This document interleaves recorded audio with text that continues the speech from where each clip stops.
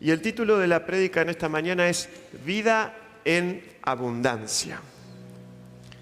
Suena lindo, ¿no? Vida en abundancia. ¿Hay alguien que quiere vida en abundancia de parte del Señor? Es algo que todos anhelamos, ¿no? Y para eso vamos a leer el maravilloso pasaje de Juan 10, versículo 10, que todos alguna vez hemos leído o escuchado mencionar, ¿no? Donde Jesús mismo habla y dice: el ladrón no viene sino para hurtar y matar y destruir. Yo he venido para que tengan vida y para que la tengan en abundancia. Jesús hace un contraste, ¿no?, entre la obra del ladrón y su propia obra, diciendo que el designio del enemigo es la muerte, el robo, la destrucción, pero el plan de Dios y la obra de Cristo es justamente que nosotros tengamos vida y vida abundante. No podemos ignorar que tenemos cada uno o todos nosotros un enemigo que constantemente está pensando en la destrucción, en la muerte, en el robo, y no tenemos que levantar mucho la mirada para darnos cuenta que es lo que lamentablemente nos rodea en nuestra sociedad. En el día a día nosotros vemos constantemente robos, muertes, destrucción. Hoy a la mañana vi que ayer en un partido de fútbol mataron a 2 personas y así constantemente, ¿no? Constantemente hay situaciones de destrucción, de robo, de dolor, de maldad, de destrucción, de muerte. Sin embargo, nosotros al estar en Cristo, el diablo no tiene autoridad sobre cada una de nuestras vidas, ¿no? El diablo no tiene poder sobre nosotros porque no estamos bajo su dominio, sino que estamos bajo el amparo del Señor. Él va a intentar por todos los medios, como no te puede tocar, como no puede agarrarte y destruirte con sus propias manos. ¿Cuál es el plan o la estrategia que usa para querer destruirnos o robarnos o generar algo malo en nosotros? Poner trampas. Es un tramposo, ¿no?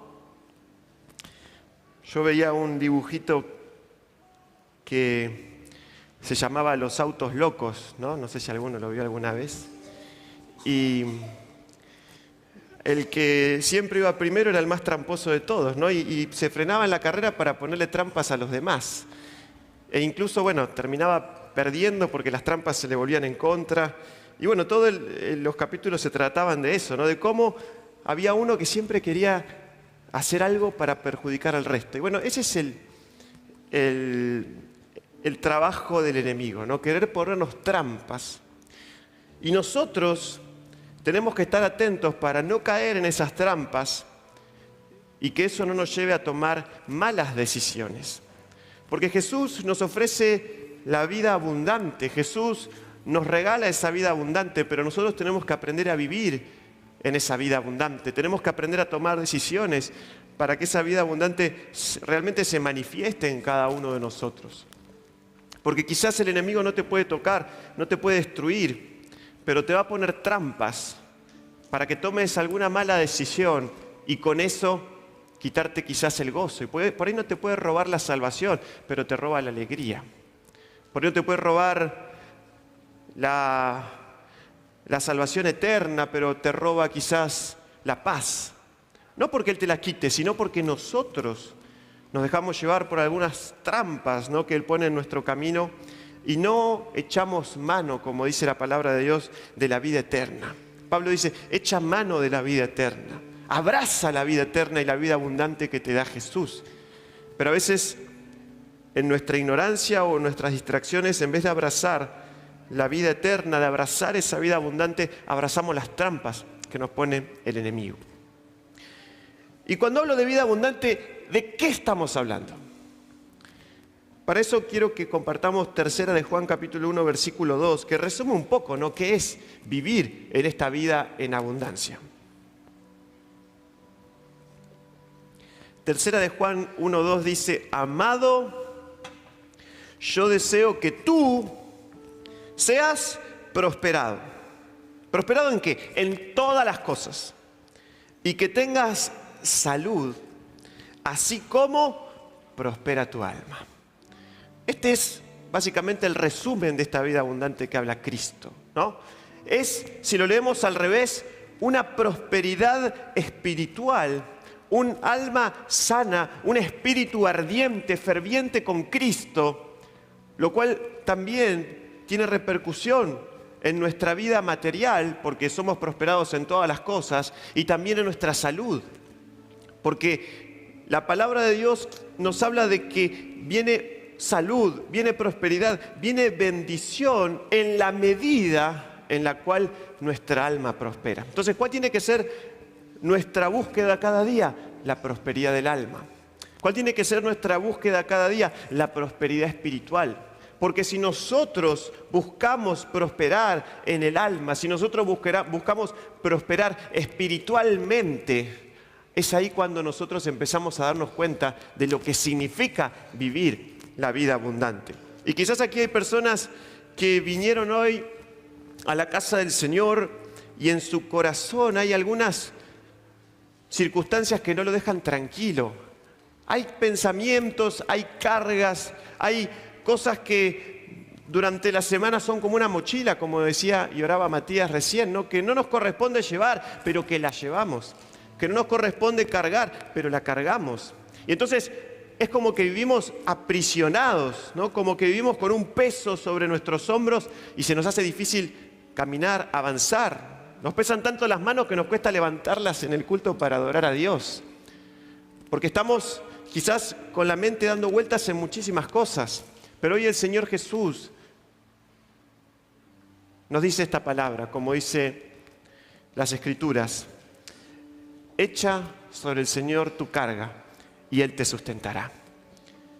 Echa sobre el Señor tu carga y Él te sustentará. ¿Y cuál tiene que ser mi preocupación? Ocúpate de buscar al Señor. Ocúpate de que la prosperidad sea espiritual en tu vida, porque si nosotros nos ocupamos de las cosas del Espíritu, dice la Biblia que ocuparse de la carne es muerte, pero ocuparse del Espíritu es vida y paz. Y como todos conocemos ese capítulo de Mateo 6:33, dice: busca primeramente el reino de Dios y su justicia, y todas las demás cosas, dígamelo usted.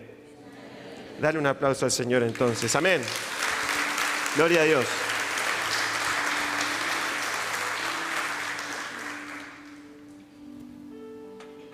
Dijimos que las trampas del enemigo quieren condicionar muchas veces nuestras decisiones, y eso nos lleva a algunos puntos que vamos a hablar hoy, de que en la congregación podemos encontrar muchas clases de personas.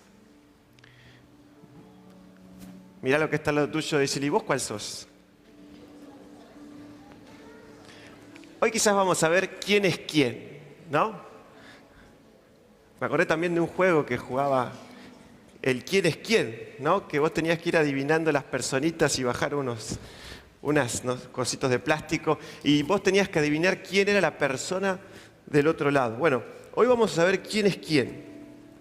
La visión de la iglesia, como sabemos, es ganarlos a todos, discipularlos a todos en el amor del Señor para la gloria del Señor. Ese es el lema que nos orienta, ¿no? Como iglesia. Fíjense que dice ganarlos a todos, discipularlos a todos, ¿no? No hay distinción, no hay selección, no hay discriminación, sino que la puerta de la iglesia está abierta para todos, ¿no?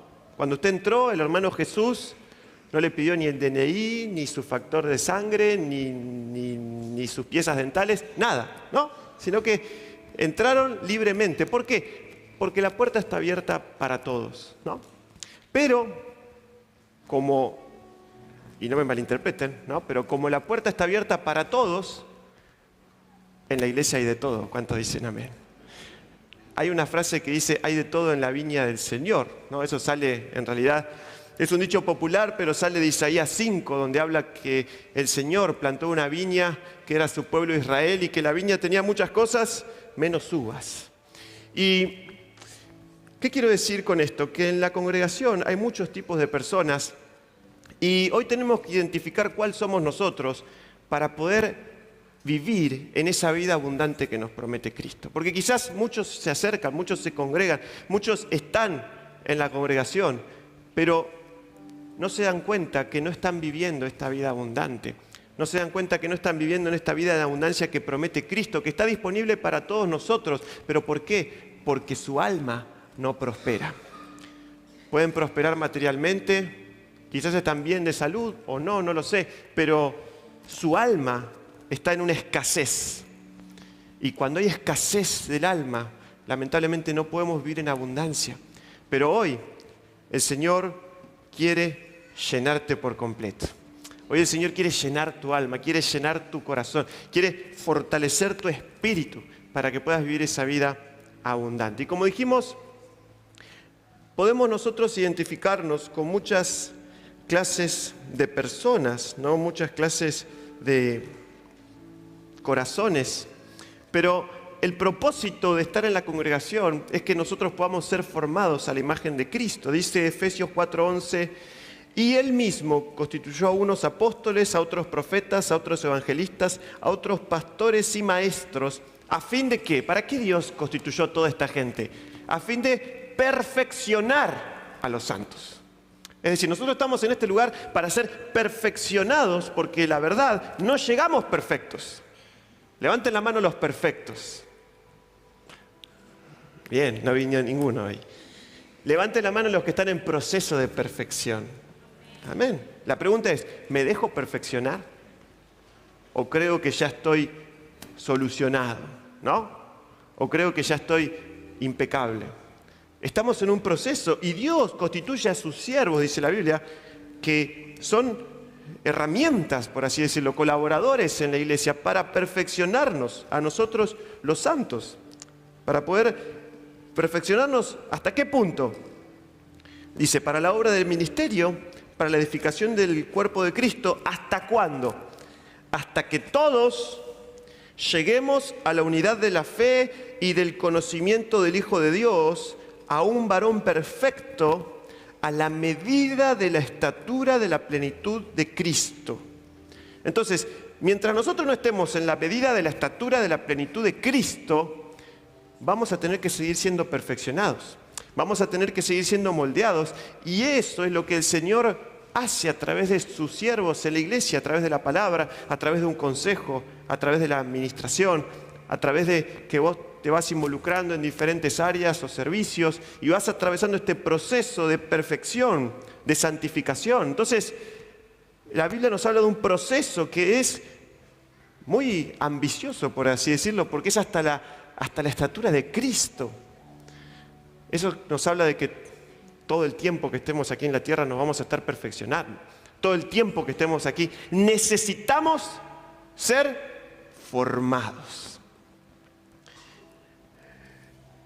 Y entonces nosotros lo que tenemos que saber es que hay cosas en nuestro corazón o formas de encarar nuestra vida y decisiones que entorpecen ese procedimiento, ese perfeccionamiento, que quizás se interponen, ¿no?, en nuestra vida espiritual y hacen que tomemos decisiones equivocadas. Hoy vamos a hablar de 5 clases de personas que basan sus decisiones en diferentes motivos, por así decirlo, en diferentes cuestiones, motores, como hablaba ayer el pastor Emilio en la reunión de jóvenes. Y hoy tenemos que ver cuál soy yo. Porque si nosotros no estamos en el lugar correcto, vamos a estar, lamentablemente, sin poder disfrutar esta vida abundante que Cristo nos da. En primer lugar, hay hermanos que están en la congregación, pero los podemos denominar carnales. Decirle a que está al lado tuyo, carnales. No le vas a decir carnal, ¿no? Carnales. Primera de Pedro 2:11 dice, amados, yo os ruego como extranjeros y peregrinos que os abstengáis de los deseos carnales que batallan contra el alma. Es el típico caso de hermanos, personas que están en la congregación, que les gustan las cosas de Dios, que les gusta venir a la iglesia, que se sienten a gusto quizás con los cultos, con las reuniones, con la alabanza, pero así como les gusta venir a la iglesia, también les gusta el pecado. Así como les gustan las cosas de Dios, también les gustan las cosas de las tinieblas. Entonces abrazan una cosa y abrazan la otra. Carnales. Porque la palabra nos dice claramente que tenemos que abstenernos de todos esos deseos que batallan contra el alma. ¿Qué quiere decir esto? Que todos tenemos una batalla en nuestro interior. No somos soldados de plomo, sino que obviamente tenemos un corazón, tenemos un pensamiento, tenemos tentaciones y tenemos una batalla, pero la Biblia nos habla de abstenernos. Dice la palabra, absteneos de toda especie de mal. Dice la palabra en Santiago, bienaventurado el varón que soporta la tentación. Porque cuando haya pasado la prueba recibirá la corona de vida que Dios ha prometido a los que le aman. Entonces, cada uno de nosotros tenemos que saber que estamos en una batalla, pero que tenemos que tomar la decisión, si queremos seguir, si lo somos, seguir siendo personas carnales.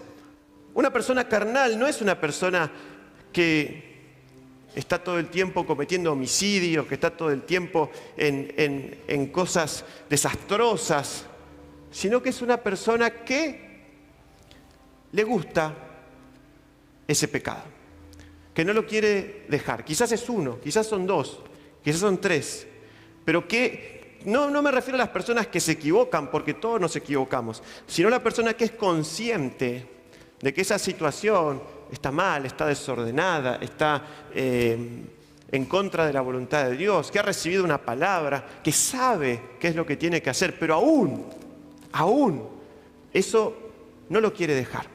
Este es el típico caso de personas carnales. ¿Quieren ver ejemplos? Ejemplos. Gálatas 5:6 dice, digo pues, andad pues en el Espíritu y no satisfagáis los deseos de la carne, porque el deseo de la carne es contra el Espíritu y el del Espíritu es contra la carne, y estos se oponen entre sí para que no hagáis lo que quisierais. Pero si sois guiados por el Espíritu, no estáis bajo la ley. Y manifiestas son las obras de la carne, que son adulterio, fornicación. Y acá Jesús se encargó de precisar esta cuestión de que el adulterio y la fornicación no solamente pasa por cometer el acto, sino que también habla de el adulterio en el corazón, la fornicación en el corazón, con los ojos, con los deseos, a lo que se les puede dar lugar. Dice inmundicia, lascivia, idolatría, hechicerías. Bueno, pero yo no ando en todo eso. Enemistades, pleitos, celos, iras, contiendas. Quizás estas cosas están solapadamente, y eso dice la Biblia que son obras de la carne. Disensiones, herejías, envidias, homicidios. Aquí también lo precisa la palabra de Dios, no es solamente el que mata a otro, sino que dice la palabra en las cartas de Juan, el que aborrece a su hermano es un homicida. Borracheras, orgías y cosas semejantes a estas, acerca de las cuales os amonesto, como ya os lo he dicho antes, que los que practican tales cosas no heredarán el reino de Dios. Es lo que hablaba el pastor el día miércoles, ¿no? De cuidar al Espíritu en nuestro corazón, de cuidar esa presencia, esa llenura del Espíritu Santo, porque la Biblia es muy clara con respecto a estas cuestiones, ¿no? Y hay veces que hay personas que están en la casa del Señor, pero que, ¿cuál es el problema? No quieren tomar una decisión, una simple decisión de decir, yo quiero hacer tu voluntad. Y quizás el enemigo ahí siembra su engaño y te va a decir, vos querés vivir en santidad, pero ¿sabes qué? No podés. Porque tarde o temprano esa tentación te va a ganar. Sos demasiado débil como para ser santo. Quiero que en esta mañana lo mires a la cara al diablo y le digas, diablo, sos un mentiroso. Porque la palabra de Dios en Romanos 5 nos dice que nosotros fuimos justificados, pues, por la fe. Por lo tanto, si Dios me hizo justo, si Dios me declara justo delante del Padre, yo tengo toda la posibilidad de vivir una vida en santidad, de vivir una vida que honre al Señor. No porque yo sea bueno o porque yo sea demasiado poderoso, sino porque Cristo dio su vida en la cruz y es el Espíritu Santo el que me ayudará a vivir una vida santa para la gloria de su nombre. Dale a Él la alabanza, dale a Él la gloria. Amén.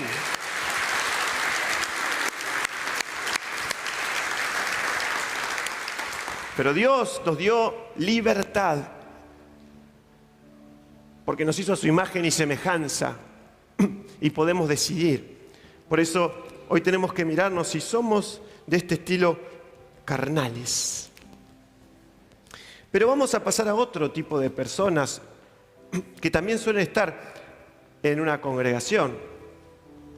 Quizás muchos de nosotros en algún momento pudimos tener alguna de estas características de los que vamos a hablar. Personas emocionales. ¿A qué me refiero con emocionales?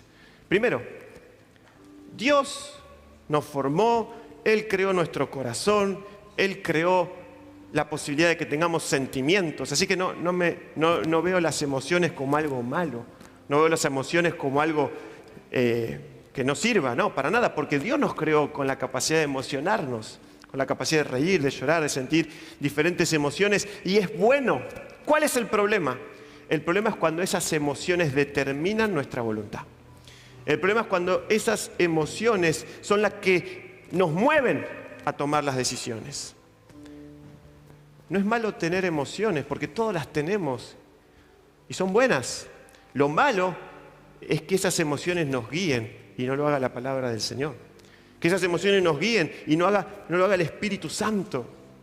Jonás capítulo 2 versículo 7 dice: cuando mi alma desfallecía en mí, me acordé de Jehová, y mi oración llegó hasta ti en tu santo templo. Jonás dice: me acordé cuando mi alma desfallecía. Se acordó cuando estaba en el fondo del mar, en el fondo del vientre de la ballena, en el lugar más bajo que podría caer una persona. Ahí se acordó. ¿Por qué? Todos conocen la historia de Jonás. Dice la Biblia que Dios le mandó a Jonás: andá a predicar a Nínive. Nínive, la capital de los asirios. Ese pueblo era un enemigo del pueblo de Israel. Eran crueles, eran personas que mataban al pueblo de Israel e incluso fueron los que llevaron cautivos a buena parte del reino de Israel, ¿no? Eran los enemigos declarados del pueblo de Dios. ¿Y qué le dice Dios? Anda a predicarle a ellos. Y lo más llamativo de esta historia es que Jonás le dice no. Y quizá cualquiera de nosotros también diría por ahí no, por temor, porque no quiere que lo maten. Pero sino que Jonás no desobedeció por miedo, sino que desobedeció por enojo. Porque él pensaba: si Dios los perdona, esta gente no va a quedar destruida como merecen.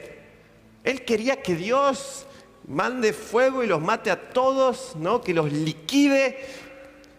Y sabía que si él les iba a predicar, Dios los iba a perdonar. ¿Y qué dijo? No le cerraba el plan de Dios. Entonces, ¿qué hizo? Se tomó un barco y se fue para Tarsis, hacia el otro lado, ¿no? Escapándose de la voluntad de Dios. ¿Por qué? Porque en vez de oír y obedecer la palabra de Dios, oyó y obedeció su corazón. Oyó y obedeció su propia emoción. ¿El qué? El estar enojado. El no querer, el sentirse con bronca por lo que Dios podía hacer. Y entonces eso lo apartó, lo alejó. Y a esto me refiero cuando hablamos de personas emocionales que permiten que su sentimiento tenga tanta injerencia en su vida al punto que determina sus decisiones. Podemos ver más ejemplos, muchos más. Por ejemplo, David, cuando quiso traer el arca a Jerusalén. Ustedes pueden ver allí en el libro de Reyes, ¿no? Segunda de Samuel. En el libro de Samuel, segunda de Samuel, dice que David quiso traer el arca a Jerusalén. Y él quería traer el arca, y de la emoción no previeron hacer las cosas como debían, y en vez de llevarla al arca en el hombro de los sacerdotes, la llevaron en un carro con animales, como lo hacían los paganos.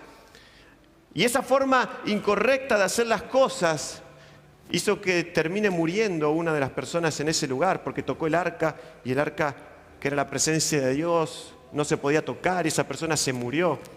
Todo porque David se dejó llevar por una emoción. Quizás era un entusiasmo, era algo, decir, bueno, pero yo quiero llevar el arca, yo quiero hacer esto, yo quiero hacer lo otro, y se fue como un tren. Pero no lo hizo conforme a la palabra del Señor. ¿Cómo es la manera para poder vencer ante estos impulsos de las emociones? Deja que tus emociones se sujeten a la palabra del Señor.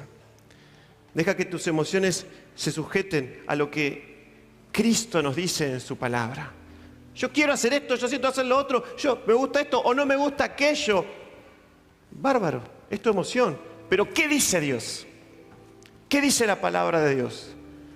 Porque si te subís al barco soplado por el viento de tu emoción, tarde o temprano ese viento se va a acabar y el barco se te puede hundir. Otro pasaje más, Jueces. Miren lo que dice Sansón, ¿no? Jueces 14.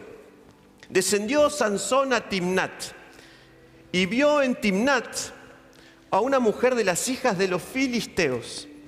Y subió y lo declaró a su padre y a su madre, diciéndole: yo he visto en Timnat una mujer de las hijas de los filisteos, os ruego que me la toméis por mujer. Y su padre y su madre le dijeron: no hay mujer entre las hijas de tus hermanos, ni en todo nuestro pueblo, para que vayas tú a tomar mujer de las filisteas incircuncisas. Y Sansón respondió a su padre: tómame esta por mujer, porque ella me agrada. ¿Por qué él quería romper con todo lo que Dios les había dicho de no unirse con pueblos extranjeros? ¿Por qué? Porque ella me agrada. Una emoción. No tiene ningún fundamento espiritual o bíblico, solamente es una emoción. El problema no es sentir emociones, porque todos las tenemos. El problema es que ellas nos dominen. El problema es que ellas nos lleven a tomar decisiones que se contraponen a la voluntad de Dios. Y te aseguro que cuando vos sujetás tus emociones a la voluntad de Dios, a la palabra del Señor, vas a sentirte la persona más plena de la tierra, porque te vas a deleitar a sí mismo en el Señor y Él concederá las peticiones de tu corazón. Dale la gloria y la honra al Señor. Deja que el Señor toque tu corazón, tus emociones. Vamos a ver otra característica que puede guiar nuestras decisiones. Personas racionales, ¿no? Racionales. A ver, todos nosotros fuimos creados con un cerebro, una mente, y podemos pensar. ¿Y es malo pensar? No, claro que no. Es bueno pensar, prepararse, estudiar, ejercitar nuestra mente, nuestro cerebro. Es porque Dios lo creó. Si no, Dios nos hubiera hecho con un coco en la cabeza, ¿no? Pero tenemos un cerebro y es para pensar. Entonces, no es malo pensar, no es malo prepararse, no es malo ir a las universidades, no es malo tener un oficio, un don que puedas aprender y desarrollar. Es bueno.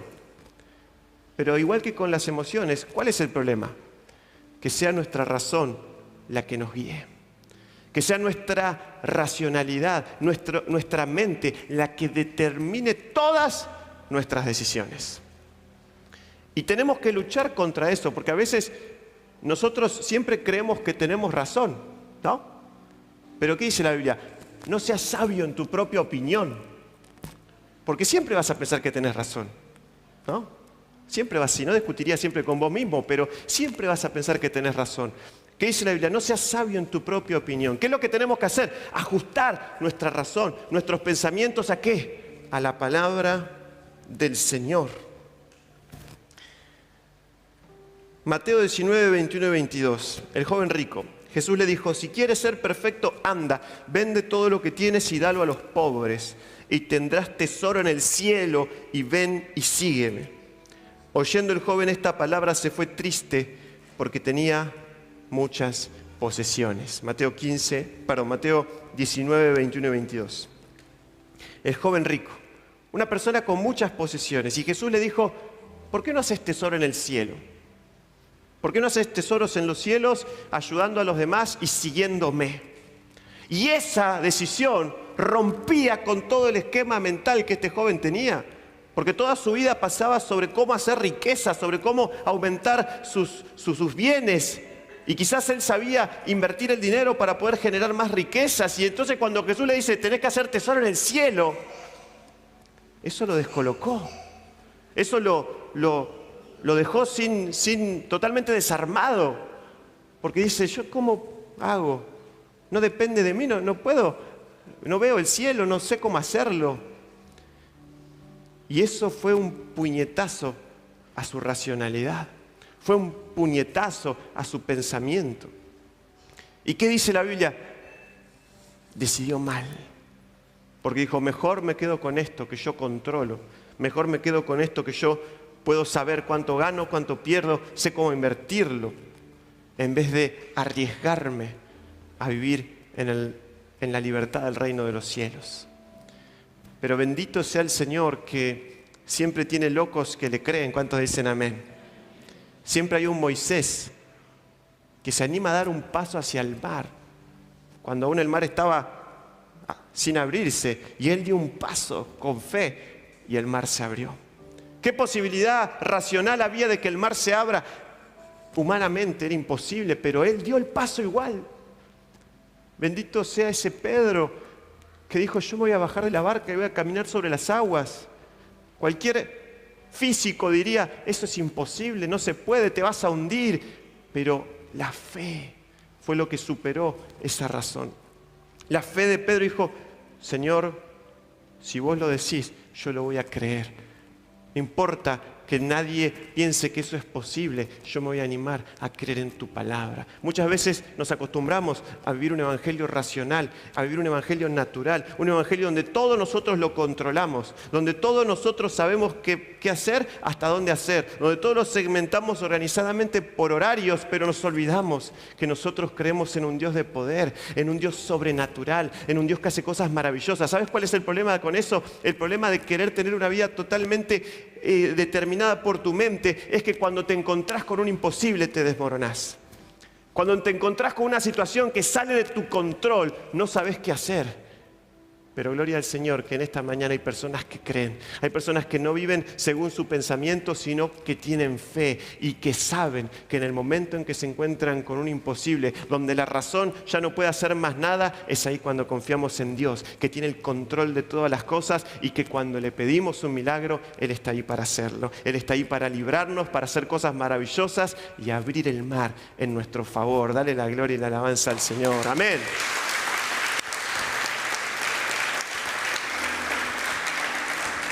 Gloria a Dios. Y así le podría decir muchos ejemplos, pero creo que queda claro el punto de que no es malo tener razón o pensamiento, sino que lo malo es que eso determine nuestras decisiones y nuestra vida. Después, hay otro tipo de personas que es el otro extremo, místicos. Así como está la persona que racionaliza todo, también está la persona que espiritualiza todo. Entonces, ya no basa sus decisiones en la palabra de Dios, sino que dice, Señor, yo tengo que tomar esta decisión. No sé si está en la palabra, si no está en la palabra. Yo quiero tomar esta decisión. ¿Qué hago? Bueno, dame una señal. Si pasa una paloma blanca volando, yo lo voy a hacer, ¿no? Y pedimos esas señales así que se nos ocurren, ¿no? Si cruza un auto rojo, lo voy a hacer. Y antes espiaste que sean todos rojos los autos, ¿no? Para corroborar tu señal. Y si pasa un auto verde, bueno, el próximo, ¿no? Hasta que pasa el rojo.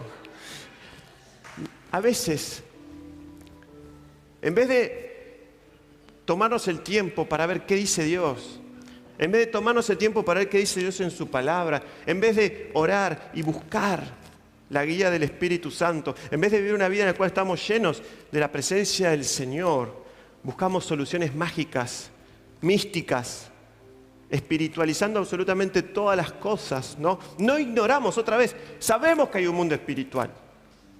Obvio que hay un mundo espiritual. Obvio que hay una batalla espiritual. Eso es cierto. Pero cuando nosotros buscamos espiritualizar todas las cosas, cuando nosotros buscamos el fundamento en cosas sobrenaturales, pero que no tienen nada que ver con la palabra de Dios, caemos en el misticismo y no hacemos otra cosa que vivir como los paganos. No hacemos otra cosa que vivir como los paganos. ¿Qué dice la Biblia? Fíjense lo que pasa en el Antiguo Testamento. ¿Cuántos se acuerdan, no, que cuando el pueblo de Israel en el desierto lo atacaban serpientes? Dios le dijo a Moisés, tenés que hacer una serpiente de bronce y todos los que miren esa serpiente van a ser sanados. Números 21:9 dice, y Moisés hizo una serpiente de bronce y la puso sobre un asta. Y cuando alguna serpiente mordía a alguno, miraba la serpiente de bronce y vivía. Eso le dijo Dios a Moisés. Entonces Moisés en obediencia construye esa serpiente de bronce, que era un símbolo de Cristo que iba a ser levantado, ¿no? Que después lo dice Jesús. Y las personas que miraban esa serpiente con fe en el Señor eran sanadas. ¿Qué pasó con esa serpiente? Se volvió un fetiche, se volvió algo que las personas ya lo empezaron a tomar como que la serpiente esa de bronce en sí era algo que los podía sanar. Al punto que en Segunda de Reyes 18 habla de que asume como rey el rey Ezequías, muchos años después. Y dice que en el versículo 3 de Reyes 18 dice, hizo lo recto ante los ojos de Jehová conforme a todas las cosas que había hecho David su padre. Él quitó los lugares altos y quebró las imágenes y cortó los símbolos de acera. ¿Y qué dice? E hizo pedazos la serpiente de bronce que había hecho Moisés. Porque hasta entonces le quemaban incienso los hijos de Israel y lo llamó Neustán, que significa cosa de bronce. ¿Qué pasó? Ese símbolo que Dios había usado en esa oportunidad se volvió algo místico. Entonces la gente empezaba a adorar la serpiente de bronce, porque no entendía que fue una herramienta que Dios utilizó en ese momento. Porque si no, Jesús en un momento escupió en el barro y sanó a un ciego con el barro. Pero nosotros no tenemos aquí un altar al barro y adoramos al barro. ¿Por qué? Porque es una herramienta que utilizó el Señor. Y a veces, lamentablemente, el pueblo de Dios cae en esos misticismos, en creer que un elemento va a ser la diferencia, cuando en realidad el que creó todas las cosas es Dios. Y Dios puede sanarte con barro, con una serpiente de bronce, con un palo, con un micrófono, con su mano de poder, porque Él es todopoderoso. Dale la gloria al Señor. Dale la honra a Jesús.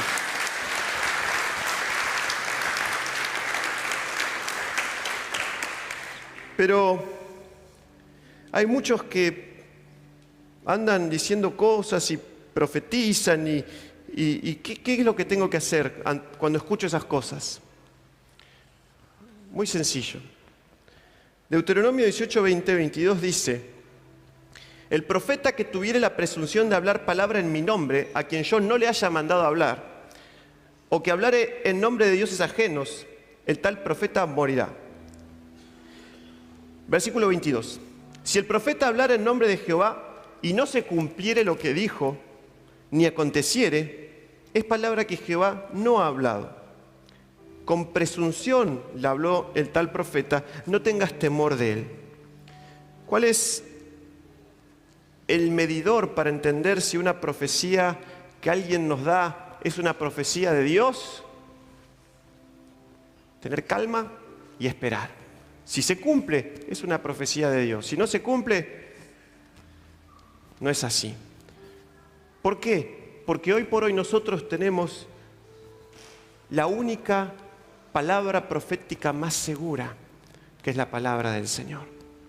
No quiere decir que el don de profecía no exista yo no me voy a oponer a eso, sino que la palabra profética más segura es la palabra del Señor. Segunda de Pedro 2:19 dice, tenemos también la palabra profética más segura, a la cual hacéis bien en estar atentos como una antorcha que alumbra en lugar oscuro, hasta que el día esclarezca y el lucero de la mañana salga en vuestros corazones.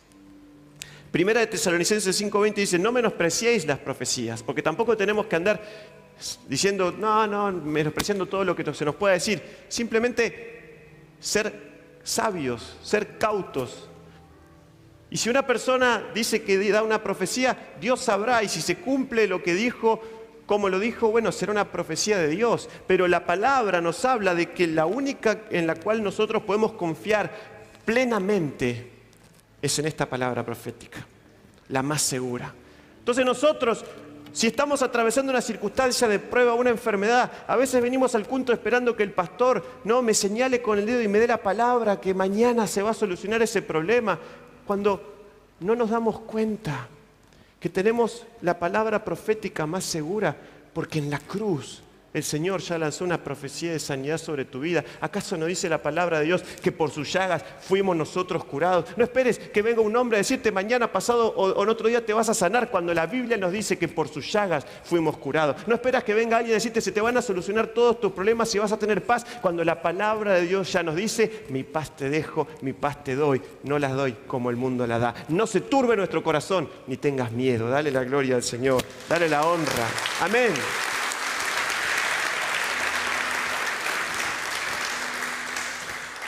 Y entonces, no somos carnales, no somos puramente emocionales, no somos puramente racionales, no somos místicos. ¿Qué somos? ¿Qué tenemos que ser? Decirle a que está al lado tuyo, espirituales. Espirituales.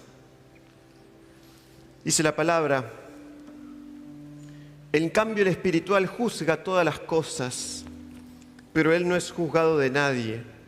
El espiritual es una persona que todo lo que recibe, todo lo que vive, todo lo que escucha, lo corrobora con la palabra del Señor. Lo pone en un juicio con la palabra de Dios. Dice la palabra del Señor en 1 Corintios 2:14, pero el hombre natural no percibe las cosas que son del Espíritu de Dios, porque para él son locura y no las puede entender, porque se han de discernir espiritualmente. Es mi oración que hoy nosotros podamos pedirle al Señor ser personas espirituales. Pero la palabra de Dios, esto lo escuché hace unos días, de un siervo que hablaba ahí en las redes sociales. La palabra de Dios no nos dice qué pantalón ponerme, qué auto comprarme, específicamente con qué persona me tengo que casar. Hay un montón de cosas que quizás uno no va a encontrar, Joel Forza tiene que comprarse este auto. No lo va a encontrar quizás en la palabra de Dios. Y hay muchas cosas en las cuales uno dice, pero ¿cómo decido? Es que el problema muchas veces está en que nosotros no adoptamos la mente de Cristo, o que no somos personas espirituales. Dice Romanos 12:2, no os conforméis a este siglo, sino transformaos por medio de la renovación de vuestro entendimiento, para que comprobéis cuál sea la buena voluntad de Dios, agradable y perfecta. Cuando nosotros no nos conformamos al modo de este mundo, sino que somos transformados, se renueva nuestro entendimiento. Entonces ya pensamos de otra manera, y de esa forma dice que vamos a comprobar la voluntad de Dios. Buena, agradable y perfecta. Fíjense que no dice vas a tener un indicio, vas a ser algo medio confuso. No, dice van a comprobar la voluntad de Dios. Buena, agradable y perfecta. Tenemos que dejar que el Espíritu Santo transforme nuestro entendimiento. Eso dice Romanos 12:2. Pero Romanos 12:1 nos dice qué es lo que tenemos que hacer primero. Y nos dice, así que hermanos, os ruego por las misericordias de Dios que presentéis vuestros cuerpos en sacrificio vivo, santo, agradable a Dios, que es vuestro culto racional. Es decir, yo entrego, tomo la decisión, aquí tenemos la mente actuando bien, tomo la decisión de entregarme como un sacrificio vivo a Cristo, de vivir para Él, de vivir una vida de santidad, de honrarle. Y en el momento en que yo le empiezo a entregar mi vida, que yo empiezo a tomar decisiones por Él, que yo empiezo a alimentarme de la palabra de Dios, a buscarlo, a orar, es ahí cuando se empieza a transformar mi mente. Entonces ahora mi entendimiento está regenerado y tengo la guía del Espíritu Santo para tomar buenas decisiones.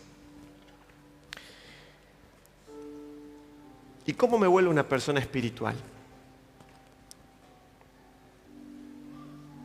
Quiero compartir un último pasaje para no extender tanto, que está en 1 Corintios 10.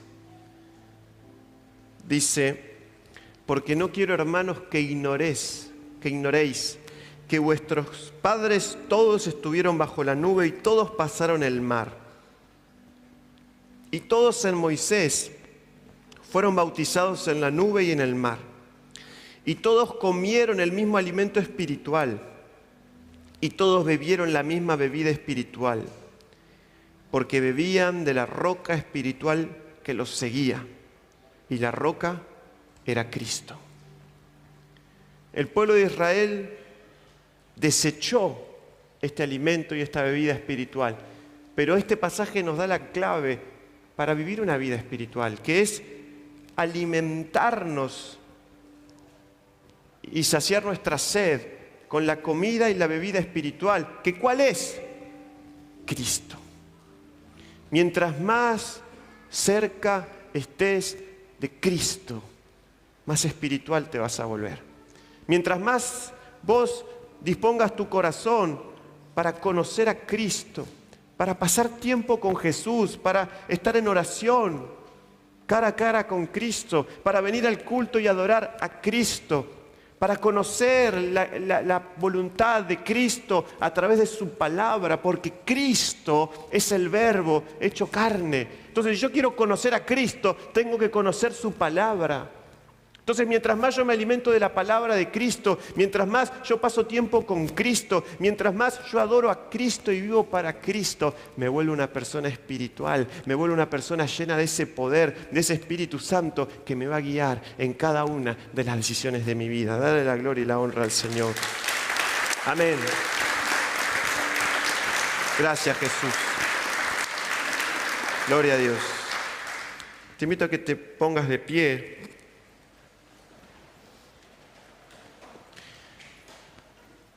Y que pensemos juntos en esta mañana qué clase de personas somos nosotros. Porque en el momento en que nosotros nos convertimos en personas espirituales, es ahí donde volvemos al primer versículo que leímos hoy. Si somos personas espirituales, va a prosperar nuestra alma. Y si nuestra alma prospera, vamos a vivir en abundancia, vamos a vivir una vida de salud, como dice su palabra. Y vamos a poder vivir en esa vida abundante que Cristo nos promete. Pero si caíste en alguna de esas trampas del enemigo, que tus decisiones fueron emocionales o racionales, puramente o místicas, o fueron decisiones carnales, quizás le abriste una puerta al enemigo para que te robe el gozo, la paz, la tranquilidad, esa alegría, esa presencia cada día que sentías. El enemigo no te puede tocar, pero a veces pone esas trampas para que nos dejemos guiar por ellas y tomemos malas decisiones. Pero hoy el Señor nos dice que podemos acercarnos a Él. En esta mañana, la buena noticia es que está aquí la roca que es Cristo. Y hoy podemos alimentarnos de ese alimento espiritual y de esa bebida espiritual que es Cristo. Solamente tenés que cerrar tus ojos y decirle: Señor, lléname. El Espíritu Santo está aquí y la palabra nos dice que es una promesa para todos nosotros. En Génesis capítulo 1 dice que el Espíritu se movía sobre las aguas. Y luego Dios empezó a ordenar y acomodar todas las cosas. Si lo tomamos como un paralelismo, quizás podemos decir que en esta mañana el Espíritu Santo se mueve en este lugar. Y cuando el Espíritu Santo se mueve es señal de que Dios va a hacer algo. De que Dios hoy va a hacer algo poderoso en tu vida. De que Dios va a ordenar, así como ordenó la creación. Él puede ordenar tu corazón en esta mañana. Pero vos tenés que ser sincero y decirle si verdaderamente te dejaste guiar por el Espíritu en este tiempo. Si fuiste una persona espiritual o fuiste alguien que lo guió su corazón, sus pensamientos, alguien místico, alguien carnal. Pero Dios no te mira con ojos de condenación en esta mañana, sino que Él te dice, aquí está el alimento que necesitas. Yo soy esa roca, yo soy ese alimento y esa bebida espiritual que va a saciar tu alma, que va a hacer que tu alma prospere y puedas vivir esa vida abundante que te prometí. No te pierdas esta bendición por caer en trampas que te pone el enemigo, sino que pone tus ojos en Jesús, que es el autor y consumador de la fe.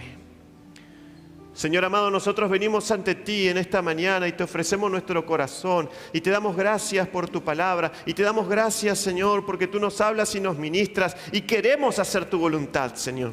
Llénanos con ese poder, llénanos con tu Espíritu Santo, llénanos porque queremos ser personas espirituales, queremos estar cerca de ti, queremos abrazarte, queremos estar cara a cara contigo, queremos conocer tu palabra, queremos orar, queremos buscar. No queremos, Señor amado, andar en la carne, sino en el Espíritu.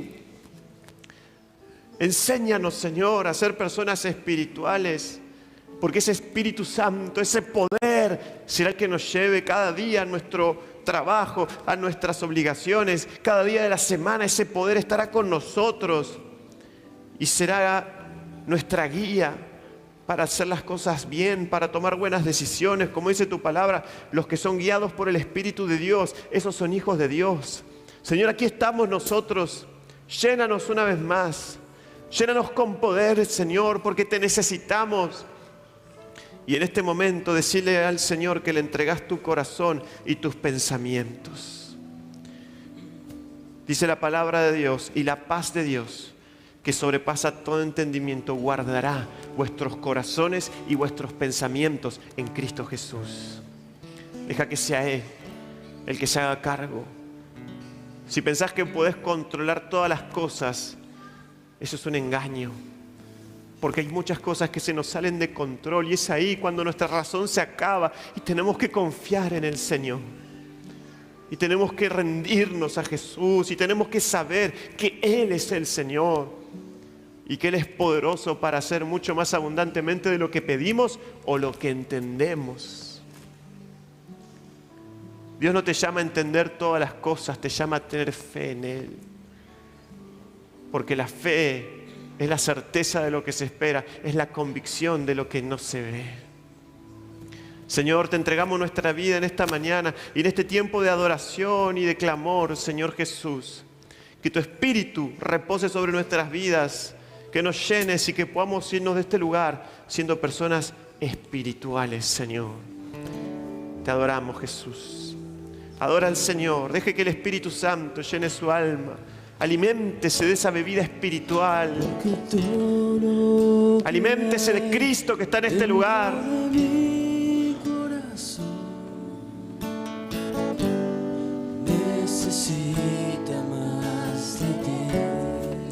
Llénanos, Señor Jesús. Renueva nuestro entendimiento, Señor. Santo, santo, santo, santo. Ya no quiero. Deja que el Espíritu Santo te ministre.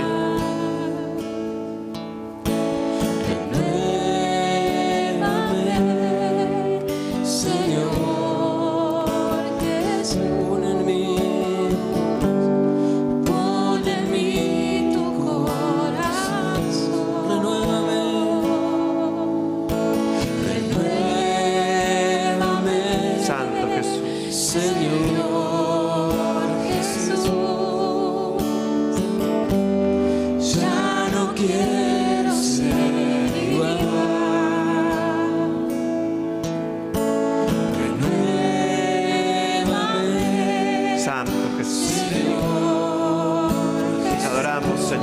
necesitamos, Señor. Pon en mí tu corazón. Decile cuánto lo necesitas a Jesús. Abrazá la vida abundante de Jesús. Aferrate al Señor en esta mañana. Que sea su Espíritu el que guíe tu vida. Que sea su Espíritu y su palabra lo que determinen tus acciones. Necesita ser cambiado. Transformémonos a través de la renovación de nuestro entendimiento. Él está aquí. Entregate a Él como un sacrificio vivo. Santo Jesús, cuánto necesitamos de ti. Necesita más de ti. Porque todo lo que hay dentro Tú estás aquí, Jesús. de mí. Gracias, Jesús. Necesita ser cambiado, Señor. Porque todo lo que hay dentro de mi